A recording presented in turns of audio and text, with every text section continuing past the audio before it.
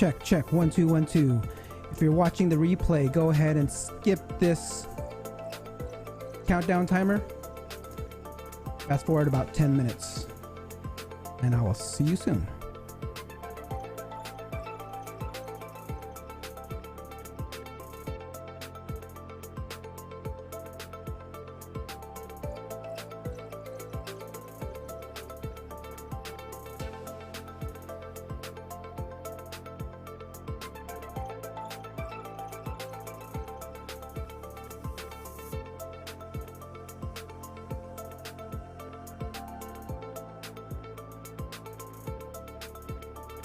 Mic check, mic check.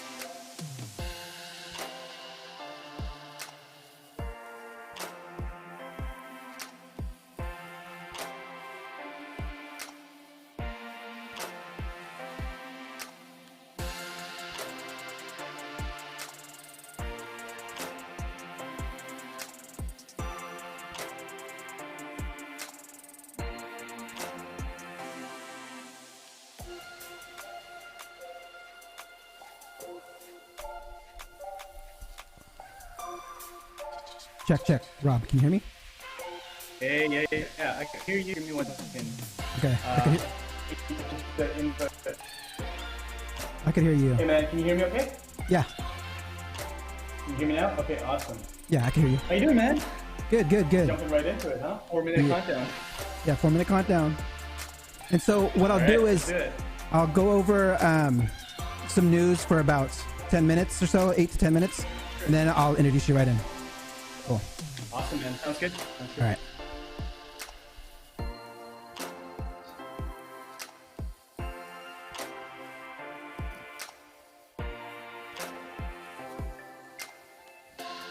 Again, everyone in the chat, if you are, anyone watching the replay, go ahead and skip this countdown. You got 3 minutes. Skip it ahead 3 minutes.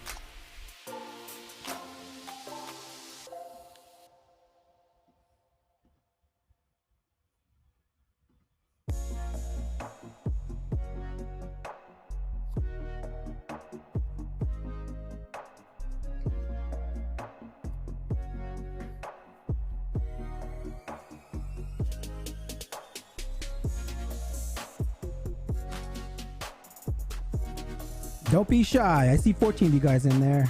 Say hi.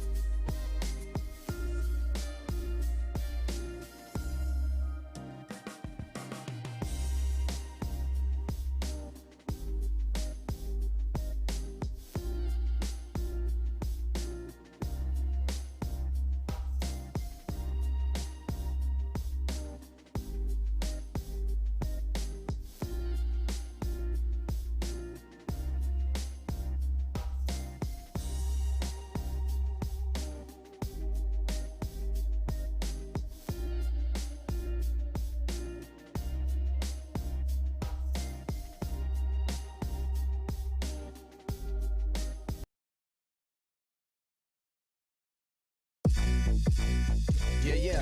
Hey, time to get it started, no delay, let's work. Wanna see you be an SEO expert. Paul Andre De Vera, steady dropping knowledge. Over 15 years in the game, so he knows all about it. Master the art of SEO, you will be amazed. Time to get your brand off page to on page. Dropping knowledge, legendary for sure. Whether you're just getting started or self-employed entrepreneur. Yeah, let's go. Subscribe to the SEO video show. Hey. Hey, what's up, guys? Welcome to another episode of the SEO Video Show, where SEO is alive and fun. My name is Paul Andre de Vera, and I am the host of today's show. And I wanted to say, if you're new to the show, I curate SEO videos released within the past week. And the favorite part of my show is when I get to introduce my special guest. And this week, I have Balasabas, YouTube SEO expert, from TubeBuddy. And before we get started, I want to say hi to everyone in chat. Charlene, Bev, Andrew, Bradley, Ben, Rob, Tim, what's up, everyone? Okay, before we get started, I would like to see, don't forget to like and subscribe to the show if you like it. Now let's get on with the show. This is Ted DiBiase, the $1 Million Man. Why did Tiger Woods start studying SEO? To get his #1 ranking back.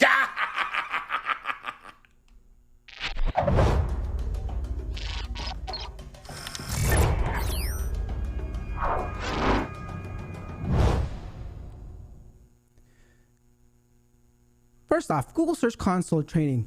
Daniel goes over some SEO best practices on setting up your e-commerce website. Let's check it out.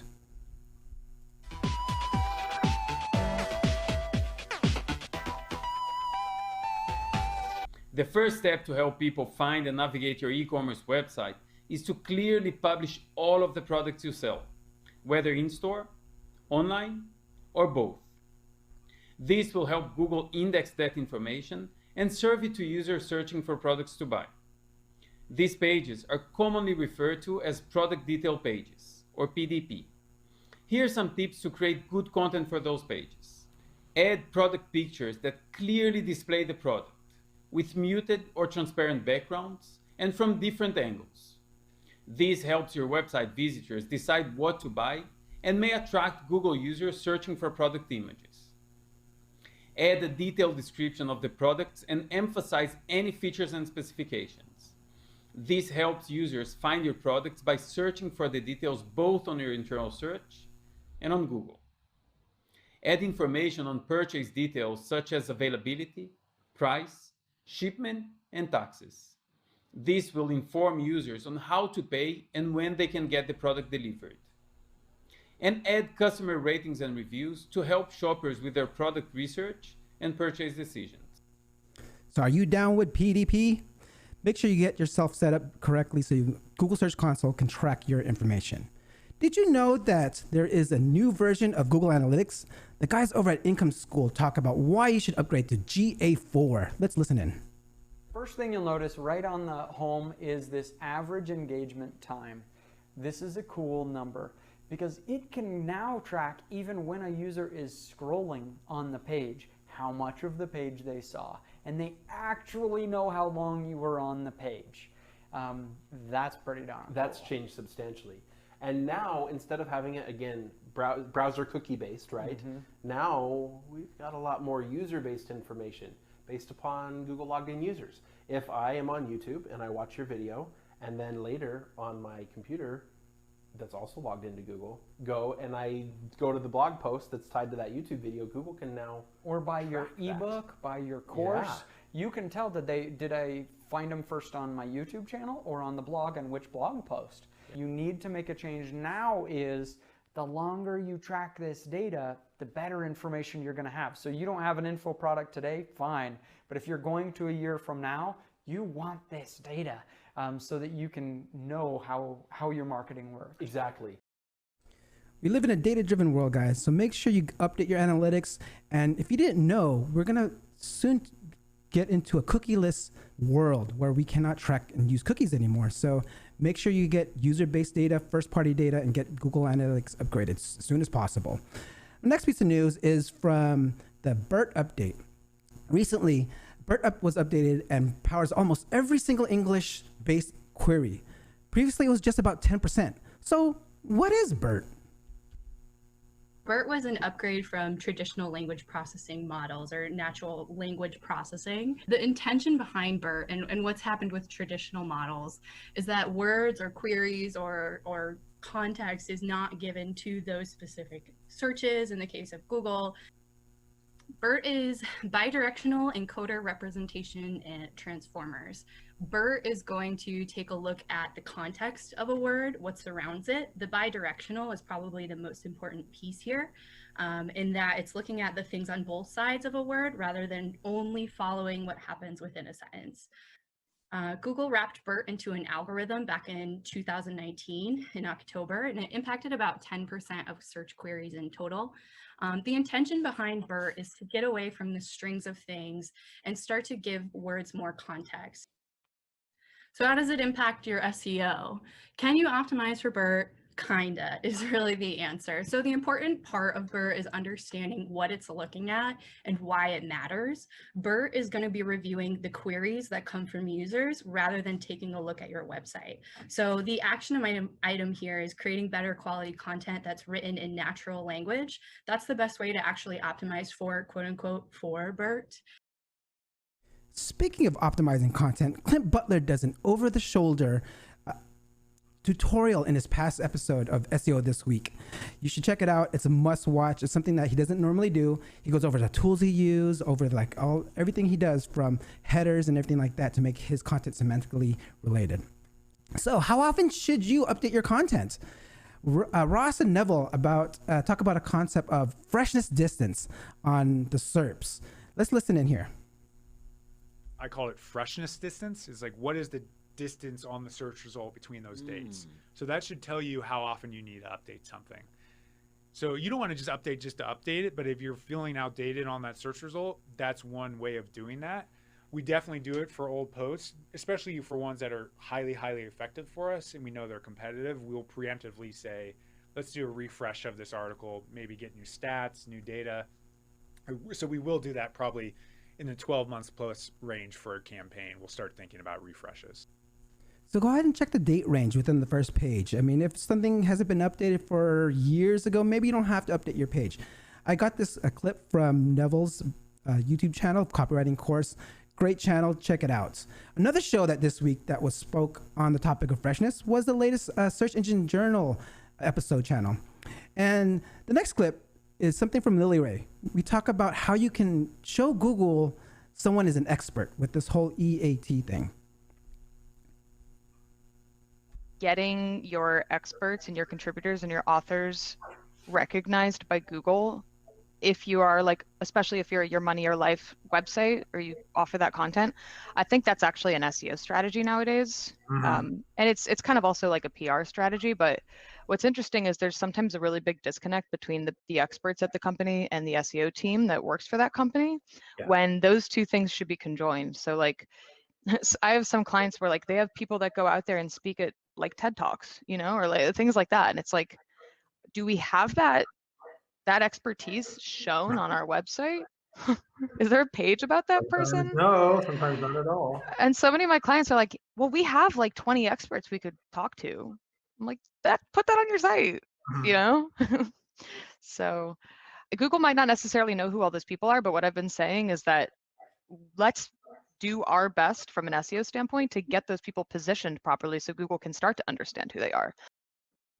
So be sure to brand your authors, any expert you have on your company. This way you can provide the expertise of each with your website. My next piece of news is from SEMrush's SEO Bites, which goes over SEO automation, which was totally awesome. One piece of news in there, Hamlet pointed out that is very awesome for us SEOs. So let's check it out. The best part is, look at this. Microsoft is listing as soft skills, creativity, humility, empathy, adaptability, right? Transparency.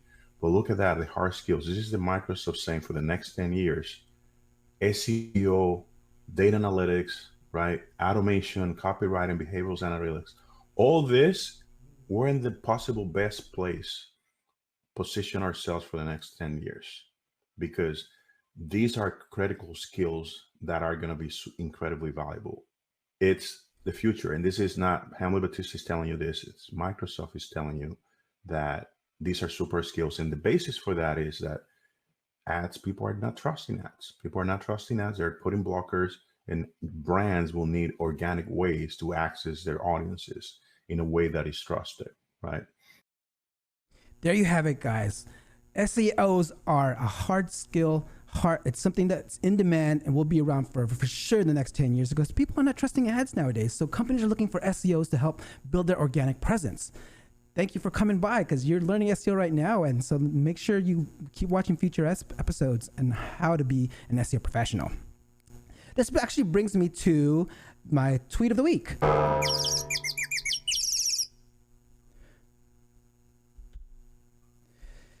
Hamlet of RackSense put out a free script to forecast the number of search clicks from Google Search Console. I mean, this is totally awesome. You can actually figure out forecast how many clicks you can get for, particularly if you're trying to get some budget, you can match it to cost per click. And it's something you should go ahead and check out. It's free. He does this every single Thursday, so be sure to check that out. Let's see here. Oh, wait, I hear something here. Oh, hey, Steve, what's up? Hey, let me just go ahead and patch you in real quick. Thanks, Dre, and hello to everyone watching this. I'm Steve Toth from SEOnotebook.com. Coming up next week, I'm going to show you 2 Chrome extensions that are not at all meant for SEO, but I'm going to show you how to combine them to make your internal linking faster and more effective. So that'll be coming up on Tuesday at 9:30 a.m. Eastern Time on SEOnotebook.com. So just subscribe right there and you'll get that tip in your inbox on Tuesday. Thanks, Dre, and back to you. Cool, thanks, Steve. I'm all about helping other SEOs and getting their SEO knowledge out there and shared. I mean, even just recently,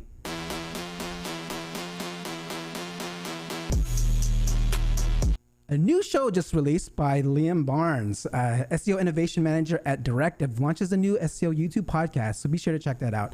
If you have some news to share, something you want to highlight, shoot me an email, dre@seo.video. Now, today's guest is an SEO expert, YouTube SEO expert. I want to include some videos in the form this past week, but there was none. It was really hard to find YouTube SEO videos that were worth sharing. I had to expand my search to about a month and found this worthy clip by Nick Nimmin. Well, watch time and engagement outrank SEO. Thank you. So watch time and engagement is how you win at SEO. So it's not that it outranks SEO, but basically if you want your videos to rank in search, you have to get watch time. You have to get clicked, watch time, and engagement, right? And watch time is actually considered engagement too. So you have to get clicks and you have to get the engagement. So the same exact thing goes. If your videos are getting clicked and they're getting engagement on search, then YouTube is gonna notice that, and they're gonna notice that people are responding positively to these videos, and then they'll start, they'll sample those videos on home pages and next to other videos on the platform. And the win with that is if you can get people to respond in search and they're responding well, then 1, they'll maintain those search rankings, which is a win. But 2, they'll also, sample you on other YouTube features as well to try to give the viewer a satisfactory experience by showing them your video. All right, let's see here. We can expand on this with my guest today, which brings me to my guest. And let's go ahead and introduce him.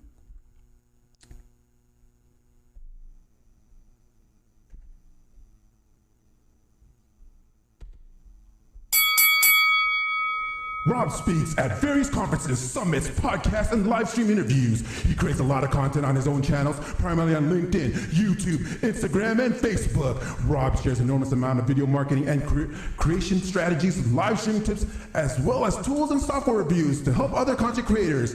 He currently spoke at VidCon, as formerly at Thinkific. He currently holds the title of Brand Evangelist and Growth Manager at TubeBuddy. Please welcome Rob Balasabas.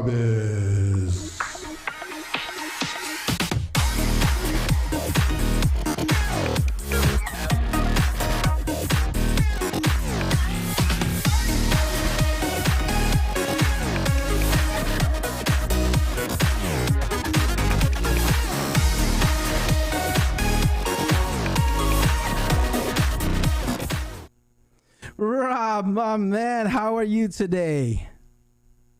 Good, Dre, man. This is honestly like one of the best formatted, prepared show live that I have ever seen, been a part of, man. I love it. Man, coming from you, that means a lot. I mean, I actually reached out to you because, I've been watching your channel before I even started this. I launched this back in July, and I was like trying to see who I can book and get some guests. And you actually, accepted the invitation when I had really much no subscribers and no one watching. I totally appreciate that. Yeah, dude. No, I mean, I love what you're doing, man. I love it. It's so much value, you know, because obviously we have the interview. We get to learn from you, but then you're pulling up all of these snippets as well. Good to see our man Nick Nimmin there in the last clip. So yeah, man, excited to be here. Hello, everyone that's watching live on the replay. Yeah, excited to just share what I can to hopefully help you guys. Okay, Rob. So I was, just listening to what I was talking about earlier. I was curious, like, when I was doing searches for YouTube SEO and videos, I mean, I try to look at ones. I mean, there was nothing really out there within this past week. No one's putting out anything really out there. But what I did see were TubeBuddy reviews and TubeBuddy, like people trying to promote TubeBuddy. And look who I have here, the growth manager at TubeBuddy. So tell me, like, why do you think like no one really actually talks about YouTube SEO? And I mean, it's like, and maybe it's just TubeBuddy's all they need. Maybe. Who knows, man? Actually, that's really interesting. I never really thought about that. I always kind of look for my own searches are all very like specific about like how do I rank, my videos, that sort of thing. How do I come up with topics? Obviously, TubeBuddy can help with SEO. But yeah, that's interesting. I'm not really sure. It's hard to find. SEO-ish around YouTube. A lot of people don't. It might be, Dre, that like maybe a lot of people don't realize that YouTube is very much like a search engine. Like I think people are looking to consume content, they're looking to create videos as a creative outlet, but a lot of people that that want to grow their channel aren't thinking that, okay, let's look at this as a search. It's a search platform, and I need to think about search when I'm creating videos so that I can show up and get more views and grow my audience and stuff. So that's a really good point, man. But I think it's people approach it and maybe they're looking for a certain different way around it, but they're looking for those search tactics and stuff. But yeah, good call. I'm not sure why. Yeah, I mean, okay, so I want to take this a little back. I want to take this back a little further before, sure. TubeBuddy, before Thinkific, before anything. I actually saw a video of you mentioning that you actually were doing agency SEO back in the days. I mean, tell me how you actually got into SEO and your journey to like where you're at to being the growth manager of TubeBuddy. I mean, I'm sure SEO is a part of that whole process. Yeah. So so before TubeBuddy, I was at a company called Thinkific, which is another software company. I was there for about 5 years. It's an online course platform. Before that, I was in the agency world for about 7 years, and I worked for a couple different agencies here in Vancouver, all smaller agencies, 5 to 10 people any given time. But yeah, man, I was old school SEO, backlinks and warrior forums and a lot of gray hat stuff that we were messing around with stuff, and it was fun. I learned a lot. I learned a lot about SEO. I learned a lot about backlinks, all that stuff. Did all sorts of project management and social media campaigns, and it was a typical jack of all trades digital agency. And so it was good. It was good education for me. It wasn't the most enjoyable thing, honestly, at the time, because we were just trying to get to the next client and stuff like that. But it was a school of hard knocks for sure when it comes to online marketing. Was during that season, looking back at like my days at agency, that was definitely learned a whole ton, made a ton of mistakes, but learned a lot that I applied into my future roles and stuff. But yeah, that's my education in SEO initially. Love it. Okay, so I mean, you do a lot of things with with YouTube, at least. I mean, like you actually, I mean, it's not just SEO with YouTube. I mean, you're a part of the content creation, you do everything like that. I mean, I want to kind of like take it back a little bit. I mean, we hear like, let's say, Nick Nimmin saying, yes, engagement, watch time and stuff like that. But you know what a lot of people don't tell us is like, how do we actually get engagement? How do we get more watch time? And I mean, I've heard you talk about it. Can you like tell us a little more? Yeah. So engagement for sure. There's a couple little things. You want to make sure you ask questions in your videos, right? So make sure you do ask questions. A lot of people want to ask a question, but they need an invitation from you. They feel like, oh man, should I ask a question? Okay, and then so that's the first thing. Work into your script. I love that. I love it. Work into your content, into your script, or if it's a vlog, work in where you pause in your vlog a couple minutes in and just say like, hey guys, what do you think of that? Like, what do you think about this, drink? Or what do you guys think of this building if you're in real estate or whatever? So pause, ask a question, directly tell them, leave me a comment. I'm checking all the comments. I'm replying to all the comments. So that's one way. Now, the second thing is when people do that, thanks, I love that. When people do that, then actually do reply to the comments, let people know that, hey, like, let them see in action that you are replying, you're active in the comments. That's very, very important. People want to see that. All right. And then engagement, what you're doing right now, Paul, on YouTube, live streams, huge. Like, definitely do live streams, once a week, once every couple of weeks, once a month, whatever you have, bandwidth for. Test out live streams. If you're not doing them yet, they're huge. Like, people are looking to consume live content, and so engage, have guests like you're doing now, Paul. Have guests, because that's a very entertaining. It's educational. That's our first primary focus here, but it's also kind of entertaining to watch a show, the way that you're formatting it too. So those are some ways there for sure. Yes, I love it. Man, you're dropping knowledge bombs all day. Keep on going. I need someone. I need someone like you for like our live streams, man. This is so cool. Yeah. So those are some ways there, man, for engagement. Okay, let's. I saw some questions come in real quick before we get on going. Let's go ahead and see here. We saw one from Hasta La Vista Boss. Rob, any tips on growing a channel that has passed 1,000 subs marks? So actually growing past. Oh, yeah. So what are some tips you have there? Okay. Yeah, I don't know if I have if you pass the 1 sub mark, then just keep on rolling, man. Like, whatever you did to get there, hopefully you're doing some things right, for sure, right, to get to this point. So make sure that you just continue doing that. I don't think there's much difference between 500 subscribers or 1,000 or 2,000. I think there's probably going to be a bit of a difference in your strategy once you get into like the 10, 50,000 subs. But definitely like around the 1,000 mark, just continue, try to do a video each week, uploading each week. I guess, like I said, live streaming, and then just continue with what's been working for you, but also don't be afraid to start testing out new content, new topics.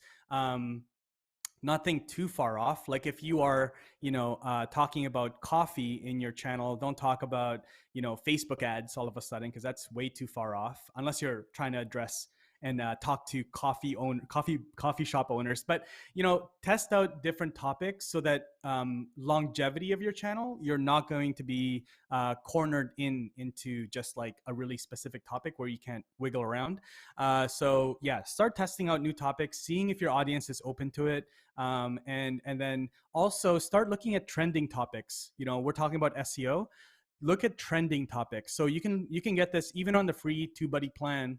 If you go into Keyword Explorer, there is a trending topic by country. So if you're, looking to see what's happening in the Philippines, like, you can see all the trending topics, and start trying to see if there's a connection to your channel content to some trending topics, and try to jump on and create a really quick video to ride that wave. And then that'll get you some new subscribers really quickly, because it's a trending topic. YouTube is like, it's hungry for, this particular topic, for videos that are around this topic. So that's what you should play around with every now and then. But as a long-term, I love it.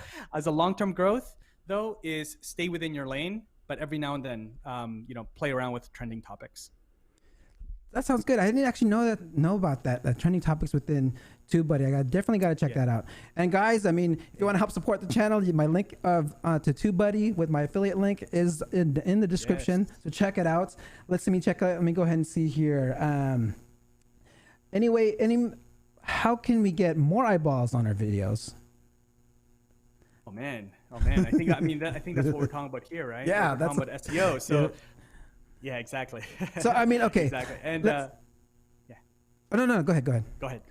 Okay. No, I was gonna say, I just want to say what's up to my man Rich Benares in the chat there. Hey, what's up? Rich Benares. Okay, let's see here. One tip I actually saw that you mentioned that I'm actually starting to do since I saw it, because I do research on my guests every single time before I get them on the show, and I found out that you said to, when you share a link, share the link from the playlist, right? Because when you share a link from the playlist, you actually have like someone where they can keep on watching all your videos, because it when I saw it, it puts the videos at the bottom, and then the next video will be guaranteed your video instead of some random one. Can you expand a little more on that one? Yeah. There's two things here. The basic tip is when you're sharing on social media, let's say you've got a new video, first thing you want to make sure you upload a video, you put it into a playlist. If you don't have a playlist yet, then create a playlist, and then start putting content on there. Have your core playlist. This is going back to SEO and how YouTube works. YouTube really wants focused content, right? So they want your channel. What is your channel about? What is it? Like, it needs to be very focused. You can't have like one channel about, coffee and then another one about, and then have it like also talking about Facebook ads and also yoga and stuff like that. It has to be very focused. So then create playlists for like your, say, 3 or 4 core topics that you're talking about. So, so if we're talking about live streaming, then you have your playlist for live stream software, live stream gear, live stream strategies, and then something else about live streaming. Then when you're thinking about your topics of like videos that you want to create, then you have like, okay, hey, I got an idea. Run it through. Does it fit any of your playlists? If it doesn't, then you're probably too far off. You're probably too much outside of your lane. So that's one way.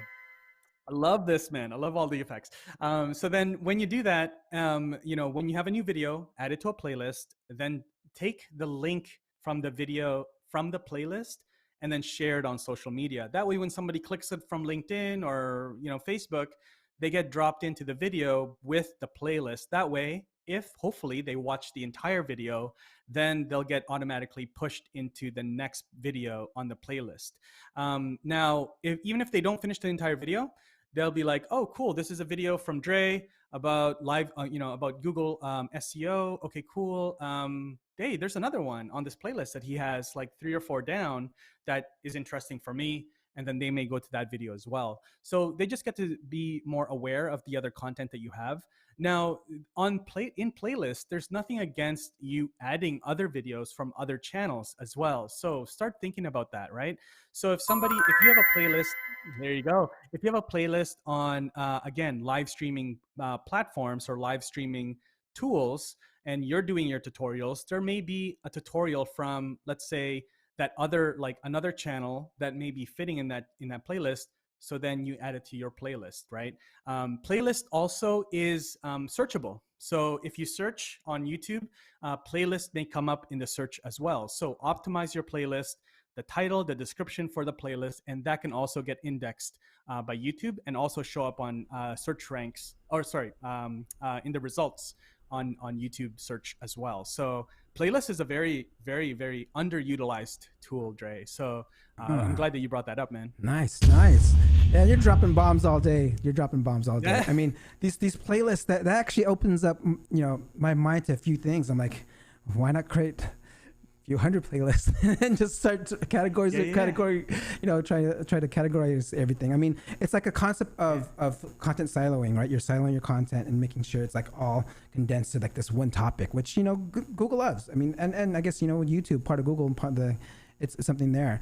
I want to go in a little. Dre, let me add something to that. Let me add something real quick to that, to playlist. So when we go back to consistency, there's if you're trying to upload once a week, a video, a playlist, a live stream, these are all seen by Google very much the same. Their activity, their products, right? If you look at your YouTube channel as a storefront, these are all SKUs, right? These are all individual products, right? They're all individual links that you're creating on YouTube.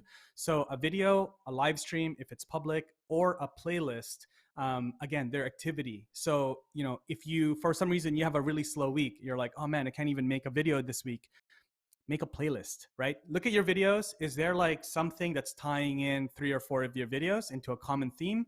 And then make a playlist. And that is seen by Google as activity on your channel. Again, it gives you an opportunity to make a new title, a new title with a new description. Again, sending signals to YouTube about what your channel is about. So think about that as well. If you have a slow week and you're like, I can't record a video this week, make a playlist at least. Yeah. Boom. What? I didn't realize that. It's like it's looking at your activity, and then just by doing that can really help you out. I mean, we have a tip here in the chat. Like, also share the link to your channel with the subscribe option. I know there's like a little there's a little snippet code. I mean, everyone can search it. But yeah, when you link to your channel, be sure to include that little code, so it will pop up the subscribe to your channel. Exactly. Okay, part of SEO is, in the very, very beginning, it's all about keyword research. And I feel like, like having TubeBuddy up and how it's integrated with the actual interface of YouTube, I think that's pretty cool. Like how it's just there, so you don't have to like go back and forth from tool to tool, swap out, and you can just see it there. I mean, can you talk a little bit more about how the keyword research is done within TubeBuddy for those people that are not using it and probably possibly want to start using it? Because I totally recommend it. It's something that's I've been using since I was on YouTube. I love it. Yeah, absolutely, man. Yeah, the basics of it is YouTube, TubeBuddy. We're partnered with YouTube and Google, so we have direct access to the data. So the Keyword Explorer is basically a tool that you can do research on different keywords, which then we will give you a score based on how competitive that keyword is, how much search volume, are people actually looking for this, topic or this term? We'll give you a score on that. And so the other thing that we'll do is we'll give you recommendations. Like, hey, if you're looking for, if you're thinking of live streaming tips, then you may also want to think about live streaming tutorials, live streaming, strategies for 2020. We'll make a bunch of recommendations because sometimes, the thing that you're trying to search for might be competitive. So you have very little chance of ranking, or it might not be something people are searching. And in that case, we'll make other suggestions. So again, it just makes it, being a YouTube creator, Dre, as you know, like it's a very time consuming, endeavor. And so we want to make sure that the videos that you're creating and uploading to YouTube actually has legs, to then get views and reach once you upload it. So we're just trying to help creators out there, reach more people with their videos, and make those decisions beforehand with the kind of videos that they're trying to create. Yeah, I mean, it's interesting too, because like even when I set up like these events and creating like scheduling it, I feel it's a good time to do some research there just so it shows up. I mean, I was like looking when I was scheduling some certain things, I was like, oh wow, it's already showing up in Google and YouTube search by just doing the keyword research even before you even go live, right? Just so it's you set up everything, just not there. Let's see here. We have a question by Hasta La Vista Boss Adrian. How to get 100 optimization score on TubeBuddy? How do you do that? Yeah, I actually, let me see. I'm curious. I don't think I ever got 100. How do you get 100 score on there? You know what? It's possible. It's possible. The thing is, like, it's possible. The thing is, sometimes I'm like, oh man, somebody will tag me and they'll send me a screenshot like, hey Rob, I got 100 on Keyword Explorer. All right, I'm gonna go for this. Like, so I want to make sure that you guys understand that that gives you an indication that it's 100. Like, you've done all the things. Your channel has a really good chance, but it's not a guarantee, because although you'll rank, you want to make sure that, it comes down to your thumbnail, your content, all that stuff as well for the actual success of the video. But yeah, you can get 100 score, man. As long as it's not, as long as there's decent search, that there's no competition, or very low competition, and, you can get 100 for sure. So sometimes you can't usually get it right away. You do have to start doing some research, spend some time in there. But yeah, it's totally possible. Nice. Okay, you actually just mentioned thumbnails. I'm curious about thumbnails. I mean, I know it's all about like. Tell us more about how we can optimize our thumbnails, because I mean, I know a few certain things, like how Google can read text on the thumbnails. I've run it through Google Vision and it can read everything that's on there. What are some tips on creating some awesome thumbnails to increase CTR? Yeah. I'm going to talk about the tool that obviously the tool that we have, which is the A/B testing tool. So with thumbnails, normally you only have like one shot at your thumbnail on YouTube, right? And you're like, well, let's see how this goes. So that's why we created the tool, Dre. which I think you have access to, which is the A/B testing tool.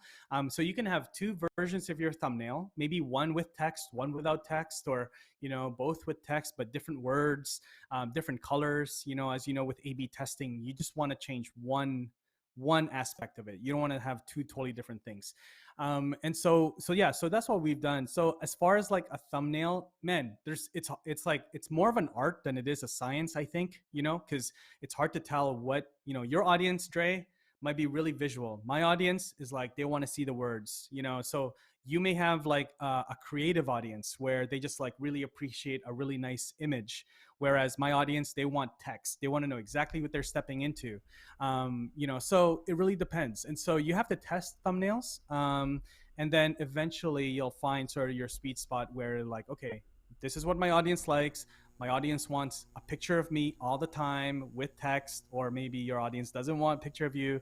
It depends on your channel. But I would urge you guys, Dre's got a link there to TubeBuddy. Check that out. It's called the A/B testing tool. Literally, that's what it's called. And then also, Dre, there's another one. I know you're analytical. There's a new tool called Click Magnet, and this is exactly what this does. It's using a lot of AI. To then analyze all your thumbnails, even to, your thumbnails where you're smiling, where you're neutral, sad, and then which thumbnails do better. Again, it's face recognition AI technology, but yeah, that's what it's called. It's called Click Magnet. If you guys want to search it up, it's on TubeBuddy. So we just launched that a couple weeks ago. Oh, so it's actually a new feature within TubeBuddy. That's awesome. That's cool.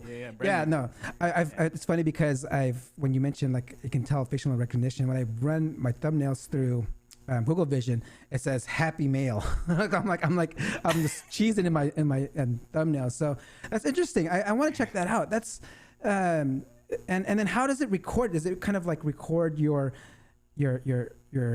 click-through rate before and after, and then it'll just let you know like, okay, you know what? Switch it back because it's lower, and so that's how you can decide. Yeah. So it analyzes not just click-through rate. So click-through rate, click-through rate for those of you is basically the amount of impression or the amount of clicks based on impressions, right? So if I get 100 impressions, 5 people clicked, that's a 5% click-through rate. And an impression is basically when YouTube shows your thumbnail to someone for 1 second. That's an impression. So yes, record it. It also tells you like, okay, this is the click-through rate, but also between the two thumbnails, more people are actually, the watch time is actually longer on this version versus the other version. So that's kind of an indication of like how, are people getting what they expected when they clicked on the video. So it's actually really interesting. So once you dive into it, you'll kind of see. But yeah, all those data, it's all set there. And then after a certain number of days, you can select which thumbnail you want to use and set. So yeah, man, thumbnails are huge. We actually that's why we've built multiple, at least 2 tools just specifically for thumbnails. So we actually got a question here, about the A/B test. Sure. Do we need a certain amount of views for it to work? I mean, obviously if we get 3 views in one way, it doesn't tell us anything. But I mean, is there a minimum amount of views that we should be getting in order for this A/B test to work? Yeah. So you have 2 options, Dre. So it's either at least a minimum of 14 days, and then whatever the results are. 14 days because we want each thumbnail to have a day in the week, just to get proper data. And then, or the other version is where each thumbnail gets at least 500 impressions. And then that way we have some, good data to go by as well. So those are the 2. You can make it longer, you're like, hey, I want to do it for 30 days or 60 days. But yeah, that's the minimum. Got it. Good. That's great. Some great information there. I mean, hey, if you want more clicks, Rich says you can just add some girls to your thumbnails. They always do a lot. I mean, I guess it depends on what industry, right? I mean, I actually do see a lot of these where it's like they purposely put up a female in the video, and it's like they're just a small part of a screenshot. It's totally such clickbait, but I mean, hey, it does get the click, right? So let's see here. I want to go ahead and keep on. I have a few more minutes here. I mean, do you have a little more time? Because I mean, I have a couple more questions here. Yeah, I'm good. Yeah, so there's one thing I wanted to ask. I mean, I believe there's one of the ranking signals is what the average view duration. I guess it's called AVD. Is this, and then I know like in one of your presentations of the SEM Rush at SEMrush, when it had that huge YouTube SEO like marathon, you talk about 4 different things. You know, it's like, and I think that was one of them, like the watch time and session time. Can you explain on how that works and how we can get more of that? I mean, we talked about the playlist, so I know that's something that works, right? Yeah. So watch time and session time. So watch time is how long of a video people are watching. Session time is how long people are spending on YouTube. So meaning how long did the person that I sent to YouTube spend on YouTube? So if I shared one of my videos on LinkedIn and Dre, you clicked on it and that's your gateway into YouTube, that starts your session time. It's also starting your watch time for that video. Now, if you watch that one video and then you watch 2 or 3 more videos, then that is your session time, right? And so YouTube, obviously, what does YouTube want? YouTube wants people to spend time watching YouTube and binge watching on YouTube. So they're going to reward me for sending people that are staying on YouTube, right? So that's why a lot of creators are not afraid. And if you guys are creators, you'll understand this. In the end screen, at the end of your videos, you can suggest other videos people watch. Now, if you have a video, let's say on Facebook ads, and you don't have any other videos on Facebook ads, a lot of creators will send people to another channel that's related to that video. So in essence, they're actually targeting session time because they don't have any other videos. They're like, oh man, I have no other videos to serve you. So rather than losing that viewer, they're going to send them to another channel. So, or maybe they have a playlist with a bunch of videos, right, from other channels about Facebook ads. So that's why session time is really important. A lot of big creators are doing that. As far as watch time, Dre, it's a matter of like understanding yourself and really testing out the format of your videos, the length of your videos. This is why I tell people, if you can explain something, especially if you're in the tutorial space, if you can explain something for like 2 or 3 minutes, then don't try to make it longer into a 10-minute video, because people aren't going to watch it. They just want like the value, and then like get them on to another video. That way your watch time is really high, right? So if they watch like 2.5 minutes out of a 3-minute video, that's way better than 2.5 minutes of a 10-minute video, if that makes sense. And then you'll also see there's a lot of vloggers out there. A lot of vloggers that I watch are either like 10-minute videos, 10 to 12, or the 3-minute videos. Now, these guys are paying attention to their analytics. They know the average watch time, right? They know that they can hold their viewers' attention for at least 10 minutes. So let's max it out. Let's do 10-minute videos. So if you're a creator, if you have a YouTube channel, then definitely look at your analytics, and it'll tell you right away, like, what is your average watch time, your average view duration, and then create videos around that, watch time. Now, as you become better, then there's ways, like if you're doing tutorials, then you can like always try to, like, let's say, hey guys, I've got 5 tips on how to grow your Facebook group. Start with like 1 or 2 really good tips, like really quick, really easy, but really good tips. That way people are hooked. They're like, oh man, that's a good tip. Oh man, that's another good tip. Let me keep watching. Also, in the introduction of those kind of videos, say like, hey guys, I've got 5 tips for you guys on how to grow your Facebook group. And also, I'm going to share at the very end of this video a little secret weapon that I use, a little software that I use to do that. But stick around. I'm going to share that at the end. So then you got to kind of dangle that little like carrot for them to stick around till the very end. So give them an incentive to stick. I love it. So give them an incentive to stick around. So those are the things that I would say. And then, and then in your editing, man, I can just keep on going, but in your editing, like this is good. I love it. In the editing of your videos, be very critical. Like, watch your videos and like, hey man, like, would you watch your videos? Ask yourself that. Like, at what point, if there's a point in my video when you're editing it that you're like, I'm already like thinking of something else, you probably need to like shorten that video down. You probably need to clip it down, or like remove a segment, or maybe you already said something and you're saying it again, then delete it, right? Delete repetitive content, especially if it's a tutorial. So those sort of things. So editing, formatting, that sort of thing. I know Nick, you had Nick here. Nick, I got to hang out with Nick a few months ago before, lockdown at a conference. One of the things that he does, him and Justin Brown, they have 5 tips, right? Let's say it's 5 tips. Hey guys, 5 tips. And what he'll do is like first tip, second tip, and then he'll start saying the next tip, the next tip. So then you lose count. Like, what is this? He said he had 5. He's at 2, and then now he's at next. He's like, you know, you've kind of lost count. So then you're just gonna stick around. So that's another thing. Little things like that you learn from the pros. But that's it, man. That's it. That's a nice one. I mean, I want to drop another bomb, because I mean the one tip about putting other playlists, or like at the end screen, making, you know, increasing your session time by just send them to like another video that's actually something that you know they'll watch, and then increasing that session time. That's gold right there. Thanks for sharing that one. Okay. Yeah, man. I mean, we're coming close to time here. I just want to make sure, like, let's see here. Like, in the presentation, you also talk about being consistent. I mean, is this about being consistent on time, branding? What's your reference to being consistent? All of it. Everything? Yeah, all of it. Be consistent with the time. Yeah, be consistent with, trying to upload at least once a week. If you can, be consistent with the day of the week, so that, you know, you treat your channel like a show, right? So, and then be consistent with your branding as much as you can. You know, your thumbnails, if it's got to have your face, then try to have like, you know, 10 pictures of yourself, and then just use those over and over again. You know, so be consistent, you know, with your colors, with your branding, all that stuff, for sure. Your format also, like if you're doing, again, I'm going back to tutorials because that's the kind of videos I create. If you're doing vlogging or other types of, you know, content, be consistent. Like, you know, your show here, Dre, is consistent. Your thumbnails are consistent.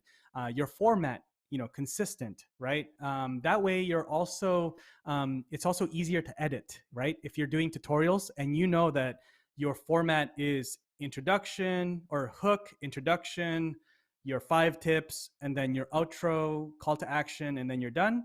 That's just it. Like, you just keep on doing that over and over again. You'll tweak little segments, you know, as you keep making them, but be consistent. It also helps you as your channel grows, Dre. If you want to bring in somebody to do the editing, you're like, here's my recipe. Let's just like copy it and do what I say. This is how I edit my videos. This is it. This is what works. I've tested this. So yeah, just be consistent in all those aspects. Yeah, getting help is something that I do want to start getting soon, because it takes a lot of time. I'm doing, you know, I have like a, you know, full-time gig, and I have clients on the side, and this show takes about 20-30 hours a week to produce. So I totally feel that. I mean, okay, there's one last thing on this list that you mentioned, was collaborations. How can someone do more collaboration? I mean, this is something I started dabbling into a little bit more, because I mean, I did my traditional marketing, I launched a channel, and I think there's one thing that's like, hey, I'm not even on anyone else's channel. So my first collaboration was with Hasta La Vista Boss, who's actually in the chat right now. Adrian, what's up? Thank you for having me on your show. And, you know, I'm starting to get more people are reaching out, which is totally cool. So like, what are some tips on reaching out and getting more collaborations with other content creators, so you can, you know, hopefully get like the audience known about your site? Yeah. First thing is, do them, right? A lot of people are afraid of doing collaborations, Dre. You know, they're still in the kind of the mindset of like, everyone is a competition of mine. They're going after the same clients, but like we all know, right? Like there's, you know, it's an ocean of clients out there, ocean of business that you can get. So don't be afraid to collaborate. You know, I always approach like the thing, I think we all know how to reach out to people and all those things. My suggestion would be, don't be afraid to reach out to somebody that is in your mind, maybe sort of like has a bigger audience than you. Don't be afraid to do that. You know, just reach out to them. Just send them a DM on Instagram or on LinkedIn and say, hey, I've got this show. Love what you're doing. I think you're an awesome fit, and like really edify them that they're a really good fit for your audience. And ask for that, you know, and this is a good way. Don't be afraid, because when you start doing collaborations, they come onto your show, schedule those collaborations ahead of time, just like you did, Dre, and then make it as easy as possible for your guest to share that piece of content. You know, send them the swipe copy, send them the social post copy, the thumbnails, make it really easy. If you want, take an extra step, upload it to a Google Drive or Dropbox and just like package it for them. Here it is.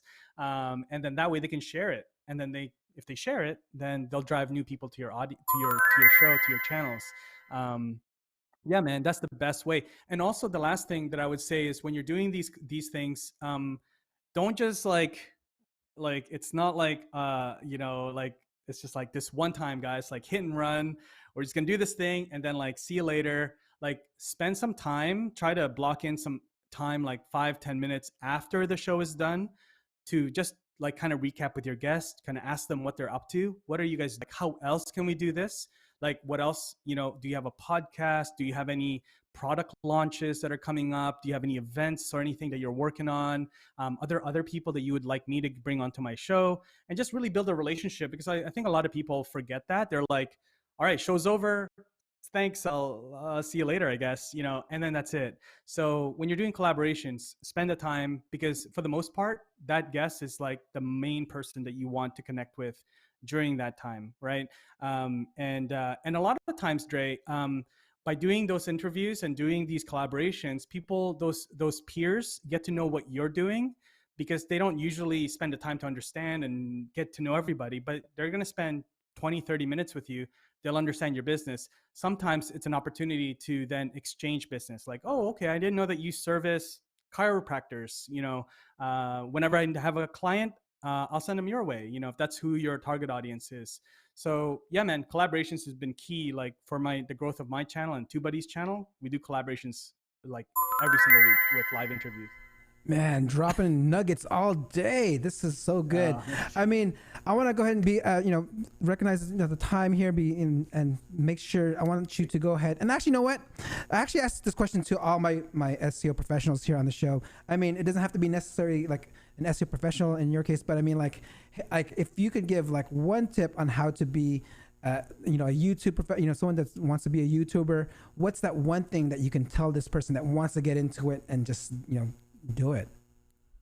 Yeah, I would say treat it like a business. If you're really serious, you want to be a professional YouTuber, whereas meaning like like for example, I met a guy named Jackson yesterday, and he used to be in real estate. He used to be a guy, wheeling and dealing and like selling real estate and stuff. And then he packaged all of this into YouTube, and now he just creates content for YouTube for realtors. He no longer sells real estate. So if you want to be a professional content creator, treat it like a business, treat it like a job, but also don't just look at making money through the partnership program, because that's going to take a while. Look at creating other revenue streams right away, like as early as possible. Building an email list, looking at affiliate marketing, building courses and your own products outside of YouTube. Memberships, courses, those kind of things, and packaging your content behind some type of paywall. So then that way you can create income right away and revenue, because then that will, help sustain, the growth of your channel and creating this content. So yeah, that would be my tip. If you're serious about making a business out of it, right from day one, have a business plan and create, how do you get to, $1,000 a month or $2,000 a month, $5,000 a month? How do you do that? And then work it backwards, right? Like if you're going to, go through like, well, I'm going to sell courses. Okay. My course will be $100. Okay. How many courses do you need to sell each month to make $1,000 to $5,000 so that you can sustain, building your channel? So that'd be my advice, man. Great advice. Thank you very much. That's some magic you got going on there. Okay. So for everyone that wants to get a hold of you, Rob, how can someone get a hold of you? Where can they find you? Can you please drop like your email, phone number, whatever you like to give? Yeah. You'll be surprised. I've actually had guests give out their phone number just to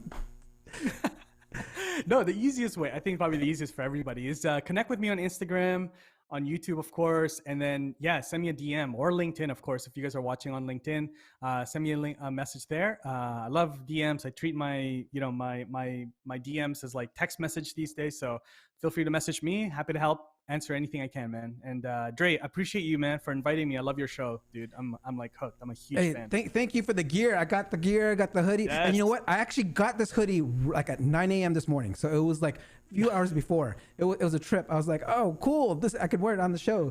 But thank you again. If you can stay on real quick before I sign off. So I can go ahead and think. All right. All right, guys. Thank you. That wraps up another episode of the SEO Video Show. I hope you like it. Don't forget to like, subscribe, and hit the notification bell. And I'll hopefully see you next week. So I want to go ahead and sign off, and I will see you next week.